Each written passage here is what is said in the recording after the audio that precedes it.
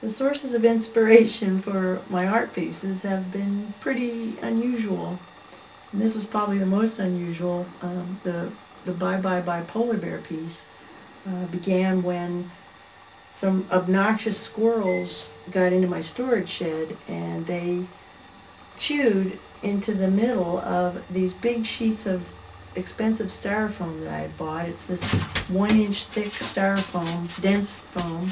I was pretty ticked off about this at first, but when I looked at the sculpted terrain that they had made with their tiny teeth, I saw an Arctic tundra, and then my imagination just took it from there.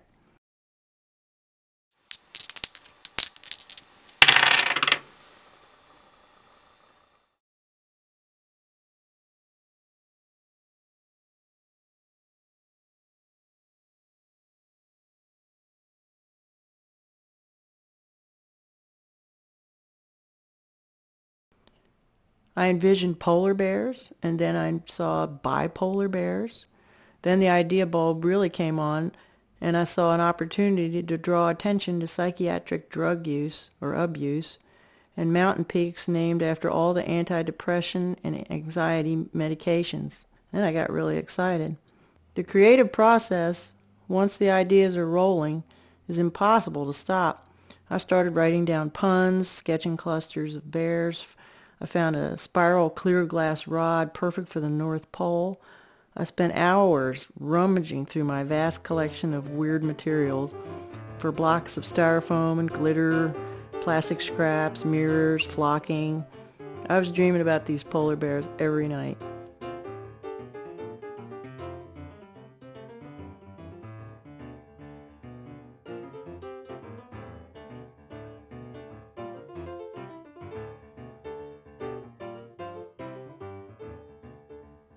Somewhere in the midst of all this fun obsession, my husband and I learned that Jason, my rock and roll musical genius brother-in-law, has died of an overdose.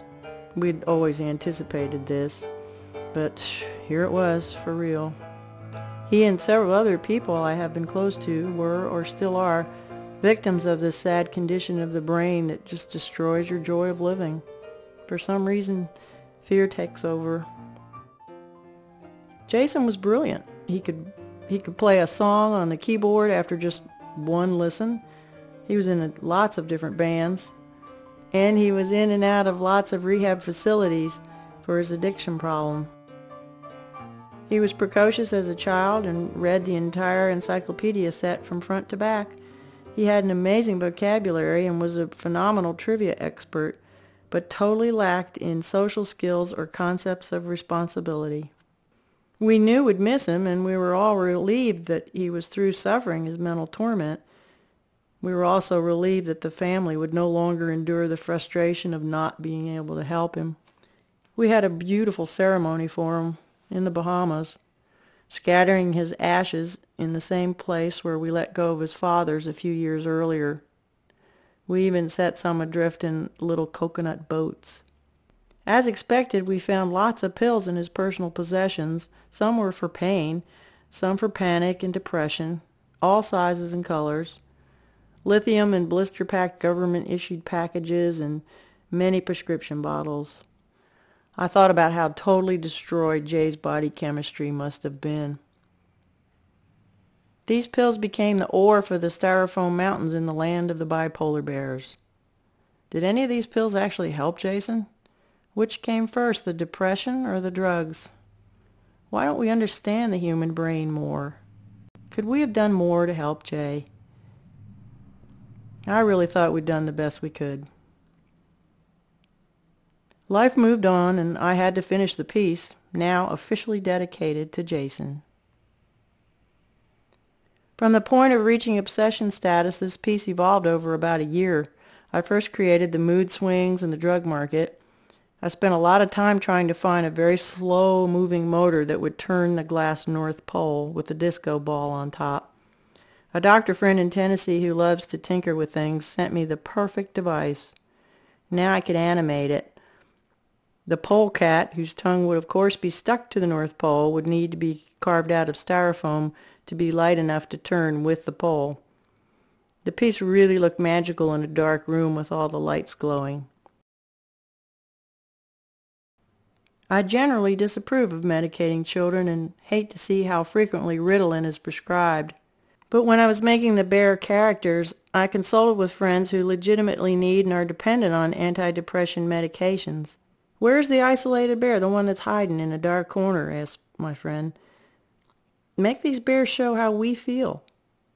I ended up with 30 bears in the scene. I wrote an entire story for this world via a miniature newspaper, the Daily Pole. The Peaks and Valleys Mining Company, providing the raw materials for happiness, was managed by pharmaceutical mogul Power Greed. There are tons of puns on the Tundra, real groaners, like Viagara Falls and Pax Hill and the Riddle Inn. Over several years I showed the bipolar bears in many local galleries, and I'd wear a white lab coat to the openings. I loved interacting with folks, answering questions. I was so happy that people loved playing with the piece and reading all the puns.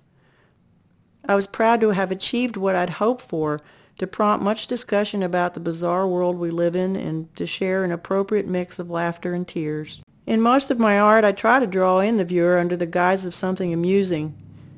If they have the patience to look, they'll see a serious side of human behavior: suicide, parental neglect, abusive bosses, war, oppression, showing it in all its absurdity.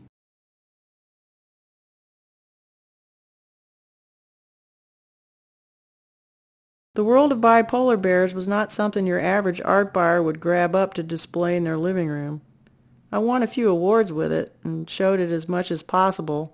Always got a great response. Jason would have loved it.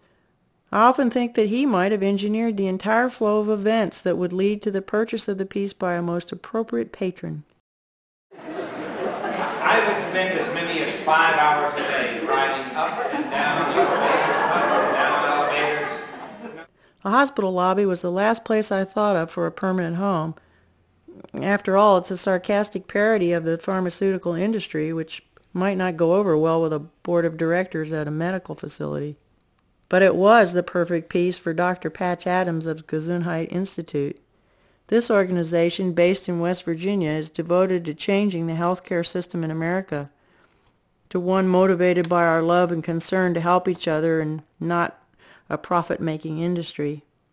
I'd met Patch many years ago and was in awe of his most ambitious project to build a hospital where all the services would be free of charge. Since the movie Patch Adams, starring Robin Williams, Dr. Patch Adams has gained fame and recognition for his work, especially in promoting joy as a health remedy. I asked him to come to Tallahassee to speak to the students at the new med school at FSU. My bipolar bears were on exhibit at a local gallery, and he had to have it the minute he saw it. "I'll have to build a hospital around it," he said. I was just thrilled at finding the perfect destiny for my art, but it was still a little tearful to part with it, given all the emotional family connections attached to it. My husband and I personally delivered it and got a tour of the amazingly beautiful institute and future hospital site. I attached a full description of the making of the piece, along with a dedication to Jason and to all those suffering from depression disorders. I said my last bye-bye to the bipolar bears. There's the polar bears in their home. Patch told a story during his presentation here that totally blew me away. He said that he once had a severely troubled man as a patient, diagnosed with some psychotic condition, and Patch's choice of treatment was to hold the man, and he did, for hours and hours and hours. I think he said it was 14 hours total, maybe even a little longer. Patch said that the other assistants fed him during the session, but he never let go of the guy. Not until the patient let go first, finally feeling secure enough to trust that he was in a safe place. Maybe we couldn't have done that for Jay. He probably would have resisted too strongly. I just know that we all have to slow down and make the time to give more to everybody.